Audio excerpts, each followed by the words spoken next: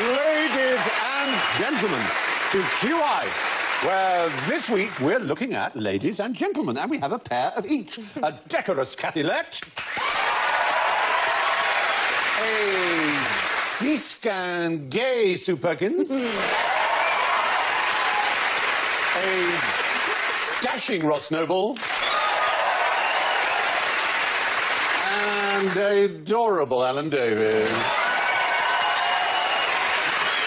So, let's listen to the ladies. Cathy goes... 3 times a lady. Oh, well, that's Lionel, has 2 L's himself. And it's also libelous. Yeah, libelous. Sue goes...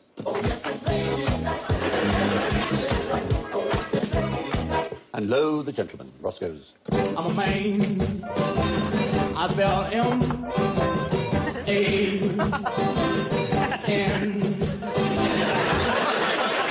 Good blues hopping. No, that was me adjusting my dentures. All right. And Alan goes... Boys and girls come out tonight. The moon is shining as bright as day. Oh, that's sweet. Now, don't forget our L series, Spend a Penny Joker. So, if you play your joker because you think that the answer to the question is something to do with the lavatory, you'll get extra points. Right, now, ladies first. Oh, you smooth. Oh! Why shouldn't you have the vote? Finally, your true colours. We'll find out the size of your election. No, you're talking about in suffragette days. What they? Yes. Okay. What were the reasons advanced for women not being given the vote? Well, I mean, it's unnecessary, isn't it? I imagine it was the aristocracy that were the most fervently against. Oddly enough, in the days of the suffragette movement, possibly you could argue it was socialists who had the most objection, because the suffragette movement only asked for votes for property-owning women. And the socialists regarded that as deeply wrong, because they said, well, that would just stuff Parliament with even more bourgeoisie. Yeah, we wouldn't want that. Yeah. And in fact, a lot of the enemies of votes for women were... Well, women. Well, women, yeah, exactly. Yeah. There you are. These are the women against it, and they didn't want... That's the one behind going... I'm late! What's me? Has a hammer, which is... I was trying to suggest... But there was sort of the Stockholm syndrome, wasn't it? That they were brainwashed. They'd been brought up to be decorative and demure, and they had this idea they had to be home looking after the children and being domesticated and doing the home cooking. Home cooking, that place where a husband thinks his wife is. Yes. And also I think the women who thought that way, obviously they were also a bit brain dead because of the corsetry. Their corsets were so tight, it had cut off all circulation to the brain. Do you know where Constance Wilde, Oscar Wilde's wife, comes into this? No. She was a very, very leading figure in a movement which was a precursor to Votes for Women, which is called the Rational Dress Society. Oh, yeah, right. because women in Victorian eras, as you rightly say, were corseted to within an inch of their life. They could barely they wanted to breathe. loosen out. And that's why they would faint so often in hot dinners and parties and things, balls. But what you could do is, as the blood was cut off, you could turn them upside down. You would rush their legs, and you could have a lovely egg. Yeah. The 3-minute lady. Yeah.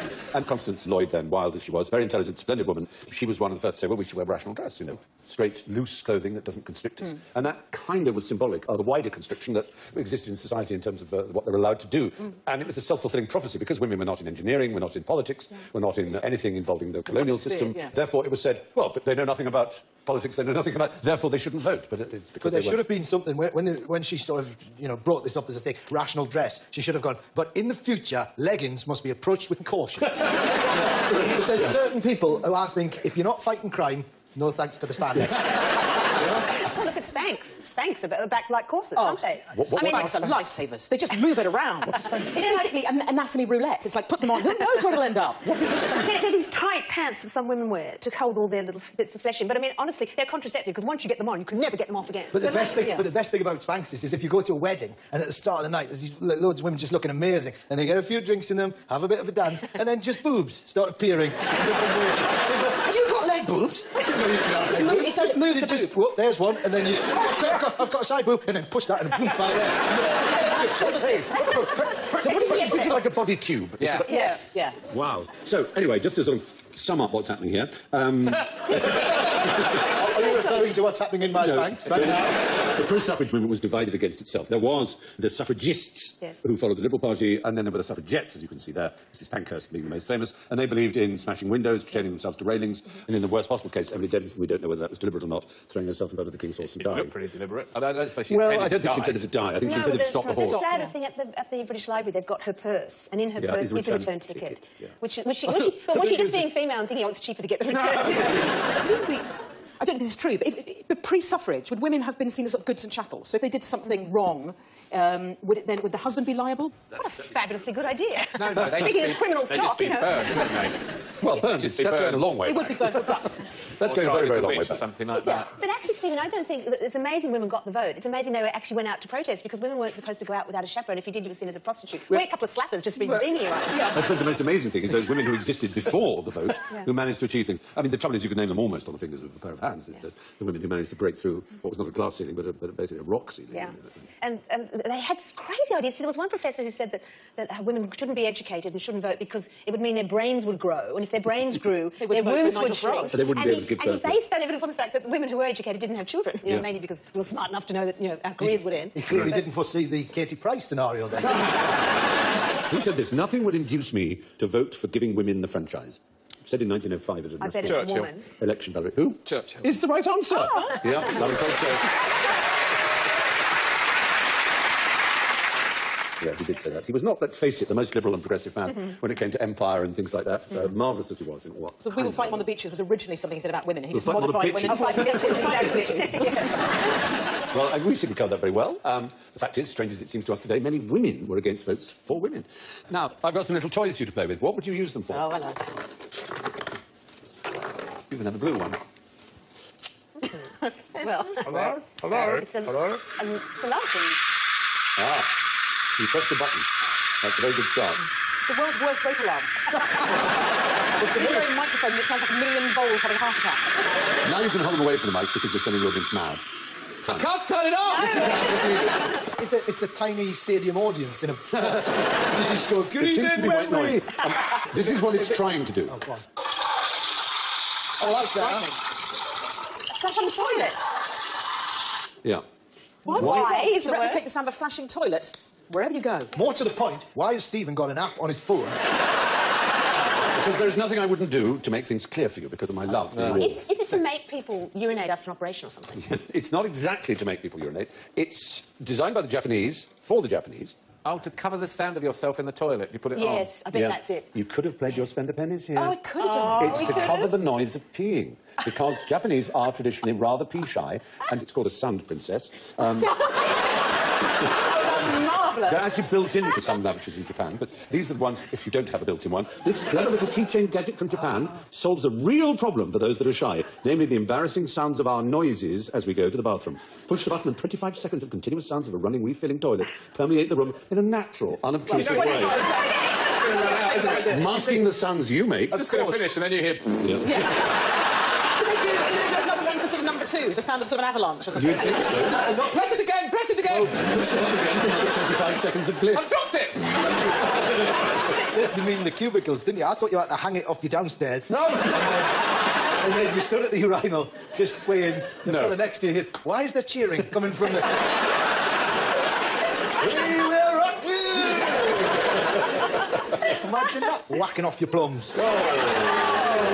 It comes in 3 colourways. We've got 2. It comes pink with a cute little heart Yeah. for the inner girl in every woman. But this is what I don't Do you have want- an inner girl? Well, not with that in it, no. No, you don't. Baby blue with a ribbon for that free and fresh feeling. Oh, that's, yeah. And a white Save the Earth unisex model for both men and women. But it's an eco-automate because it saves you having to flush the loo to disguise your noise, so you're saving water, in theory. I took my children to the toilet today. Yes. 19. We all in a cubicle together like you do. They're 2 and 4. Right. And then someone went into the next door cubicle and started going about obviously some quite serious business. After about 4 minutes of this, my little girl started saying, oh, that stinks.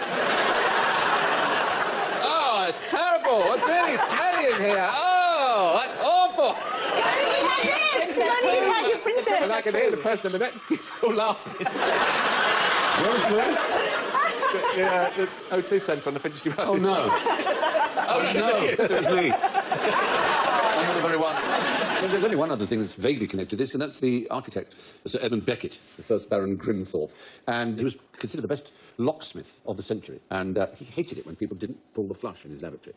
So he set it up such that if you went into his loo and locked the door, then if you didn't flush, you couldn't get out. It was locked. Only when you flushed did it unlock the door. Isn't that brilliant? That is quite brilliant. Yeah. And maybe, for the ladies' sake, it would be the same if you lifted the seat or lowered it rather than lifted it. Which is you like? I always Well, we forget. like it where you do the wee in the whole bit. Oh, really? That's what we like, as opposed to, ooh, Never way occurred to me. around. There's the rest of the toilet. Anywhere. It takes all the fun out of it. Who made the ladies' toilet? Was it George Bernard Shaw? I think he definitely was the one who pushed for it, as it were. So previously, there'd been lots of public communities for men, but never for women because it was thought rather Women didn't win. inappropriate Well, for women to Didn't go, outside their own home. Well, the building of theatres, of course, in the 19th century did not take women into account, did it? And to this day, you can see it at the intervals of plays, women having to queue up, while men are just being all over the place. Just one bog and a tannoy bellowing. You've got 1 minute till till View from a Bridge starts, and you've got a bladder the size of a spaceship, and then you just do it on the seat and cry. You go with a wet bottom on the night bus. That's the type of the autobiography already. Bottom on the night bus. I love it. Anyway, next question. What can you catch from a lavatory seat? A tennis ball. If you position it right so that they're just serving through a slightly open window, yeah, you can just get it. Very good. Lob it through. Nothing. Nothing. No, that's not right. It's so not right, you get a caption. Something. Not good enough. Everything's not right. There are quite a few diseases. Gonorrhea. Syphilis. Is it the crabs? Is it the tiny crabs? Well, there are a number that are very much known to be caught. Hepatitis, dysentery, fungal infections, puerperal fever, viral gastroenteritis. But the only way you catch it from the loo seat is from the loo seat to your hand to what is nicely known as a soft entry point. Which goes through the nose or the mouth. Right. So as long as you wash your hands, you're perfectly safe. You don't get it through the thighs and bottom. Yes, that would be weird. That would be weird. Surely the bottom is something of a soft entrance. It is. Unless you're doing it very, very wrong, it should be hovering over a nice hole in between the seat. Yeah. Well, you just stand up. I tend to slide off on. Do you? I think from now on not to. That is why they have a gap under the door. To see your feet and go through. What I do. That's brilliant. So you leave all your doings and then get out with the door locked. What's happened there? Oh my God, he didn't even flush it. I don't need to flush it. It will not unlock the door. And sometimes if you time Don't it you right... catch your testicles? It's a sort of a reverse limbo. You pull them in like a sumo. All right, okay. Is you time it right so that when the fella or the lady is mopping the floor, I slip out from under the door. It's like the curling. And then somebody opens the door all the way down. It's what are you doing? I'm fine. And then as you're moving, it pulls your trousers up. That should be an Olympic category, I It should be an Olympic category. That is superb. Never do it on the ice, though. Never. Those of us who use lavatories in a more, shall we say, normal, usual, conventional way, tend not to do that. We tend to keep the soft entry points of our bottoms. That's why I'm riddled with disease. Yes. Explain. Yeah, absolutely. But who is responsible for the myth that you can catch sexually transmitted diseases from lavatory seats? Brian Blessed. Right. Yes! No, I don't think it. My soft entrance has been violated! Yes! Completed! It's scarier than the rest of me! So who put it? My grandmother, I think. Your grandma A pharmaceutical company with profits to be made. No, it's actually doctors. Doctors suggested that. I love that show. They suggested you could catch it from lavatory seats. There's something very, very wrong with her. I think she's past hope. Is it a she or a he? It's very hard to tell. It's Tilda Swinton. It's It's beautiful Tilda Swinton with gangrene of the upper rib. It's much too small for your body. That's not a usual. It's not a usual soft opening part that he's poking his tube into. I don't know what he's draining it, presumably. He's harvesting tit juice. He's harvesting Dangerous tip. No, it was doctors. Doctors suggested because they thought it would make more people come forward with STDs because they would be less embarrassed to say they caught it from a lavatory seat than that they caught it from a horse, strumpet, harlot, Or parents. or parent. Parent. Don't make me repeat things without thinking. All wrong. This is a thing that's happened to me. I'll share because I feel All like right. I'm friends. I went to the doctor, had terrible, like a sort of a, it's almost like welts in a sort of a. Did you say welts? Welts. Welts. It was a, Welts. it was red. No, welts with a T, not with a I think K. it's a welts. It was some kind of, it was a welts. Oh, I was bothered by cockneys. And all the time, like chimney sweepers around, feed the birds. Went to the doctor, and I thought I've got some sort of. Yeah. Went into the doctor. He went, pants are too tight. You had your skates on, that was what? So you were kidding yourself that you were a medium, and in fact you were an extra large. I've done it. I've been there. And you do get welts. You get awful webbing marks. You get Webbing? Yeah, well, the webbing of the. You need to just loosen that elasticated banana one. hammock and let it go. I went for the larger pant, and since trouble-free. It's been simple. Yep. I know. What a wonderful, wonderful thing. So there you are. Now, can you finish these real suggestions from agony aunts? Here they are. There is no more harm in a kiss than... Shaving a monkey and pretending it's a woman. I don't know where that's coming from or where it's going. Sorry. I'm so sorry. Is it the common cold? It's actually a loaded revolver. It's from Ali Sloper's Half Holiday of 1911. Next one, kidney troubles, coughs, colds, toothache and neuralgia, diarrhea and stomach catarrh are frequently brought on by... Exposing one of your soft entrances. Convenience. I tell you, it's true. Troubles, coughs, pills, toothache, neuralgia, diarrhea, stomach tar, frequently brought on by paddling, rowing. Paddling is the right idea, yes. Bizarrely. It's Mother and Home, 1910. And finally, if your friend is too fat, she should... Only Try be presenting seen- Bake Off.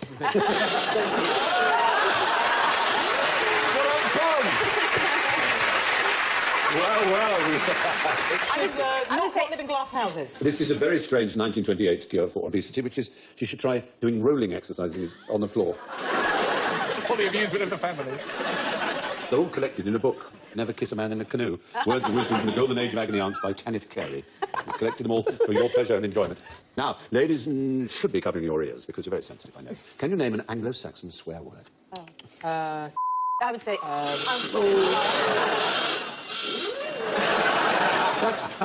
We've covered all In bases for a there. penny.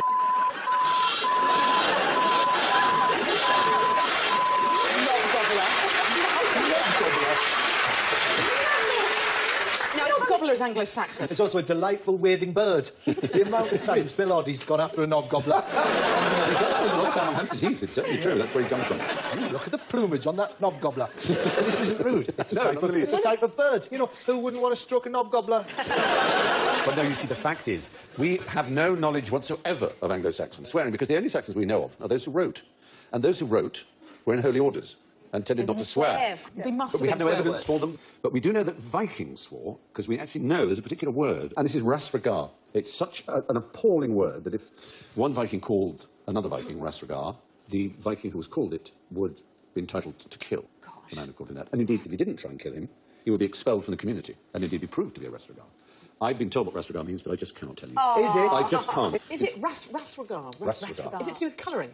I just can't. My Russet mind beard or has got something. the idea of it in its head, and I He will must never be have the same pretty again. big. I I don't think know. we all want to know, right? No. Anyway, the fact is there are no known Anglo-Saxon swear words in the sense that Anglo-Saxon peoples use them. And now, hold your horses, ladies. Fingers on buzzers, gentlemen, because it's time for a bit of general ignorance. Right, what did Lady Godiva do? Yes. Well, of course, she rode naked through this town because she wanted to... I forget what was the... Well, she wanted... No. Whoa. Which town was it that she didn't ride naked through? Birmingham. Coventry is the one that people Birmingham. suppose that. Coventry, She yeah. owned Coventry, interestingly. Did she? Yeah, she owned it. And the first story of her riding naked is the early 13th century. But actually, that's some 200 years after she lived. And this story was a fellow called Roger of Wendover, who was a notoriously unreliable purveyor of anecdotes and gossip. In fact, the story that he gave was that her husband, who was the Earl of Mercia, had put large taxes on the citizens of Coventry. And she thought this was unfair, and she said, you must get rid of these taxes. He said, I'll do it if you ride naked through Coventry. And so she thought, all right, I like the people of Coventry, I'll ride naked. And they all obediently closed their eyes. But there's no evidence for any of this. All this is later. Do you think that would work today if we suggested that to Boris Johnson if we rode naked through the To the town? We could streets of stop paying taxes. The bicycle on the Boris bike. Naked. The story of Lady Godiva is horseshit. So what did Mary Magdalene do for a living? Mary Magdalene, what did she do for a living? Are we doing it? I just want to hear that again because I'm so in the groove with that shit. Yay. She was a sex worker. A sex worker, prostitute. We call them sex workers now. Sex workers, they are prostitutes. Sex workers. No, in as much as we know anything about her or anything about anybody in the Bibble. She's not jaundiced, that's what we know about her. I think we've taken faces from some sort of Sienese school rendering of her. But she's mentioned in each of the four Gospels, Mary Magdalene, and not one of them says she was a prostitute or even a sinner. At some point, she became confused with two other women in the Bible, Mary, the sister of Martha, and the unnamed sinner from Luke's Gospel, Gospel, both of whom washed Jesus' feet with hair, if you remember. In the 6th century, Pope Gregory the Great made this confusion official by declaring in a sermon that these three characters were the same person. This remained the official line for over 1,000 years until the Catholic Church finally ruled that Mary Magdalene was not the penitent sinner in 1969. And the whole world went, ooh. Oh, I've been calling her a slag for 2,000 years. Just that, right? I'm no art historian, but why is there a severed baby's head with no body attached? Just It's like a the flying wing ears. tray with a head on it, isn't it? just the wing ears. You will get these in Baroque paintings, putti as they're called. But how do we know that that is a cherub and not just like a fat-faced bird? That's a knob gobbler. That's what that is. Well, the Baroque did go rather crazy, and there's no real excuse for it.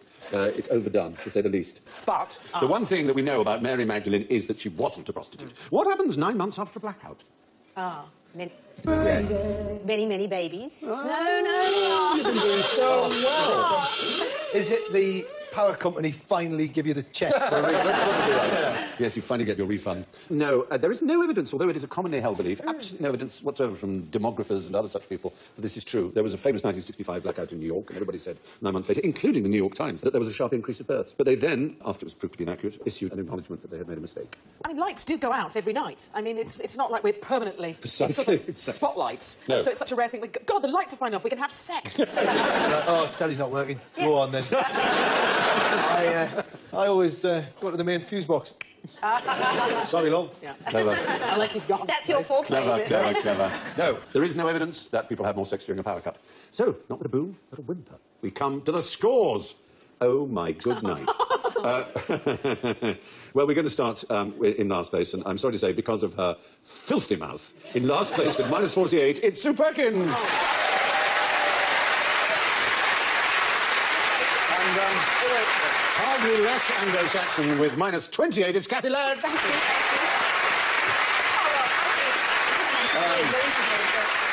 And not losing again with -8, it's Alan Davies.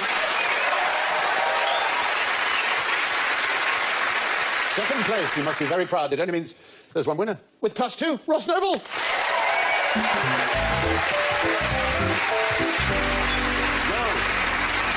All that's left for me to do is to thank Cathy Sue Ross and Alan, and I leave you with the last words of former British Prime Minister Pitt the Younger. I think I could eat one of Bellamy's meat pies. What greater last words could you ever have? Good night.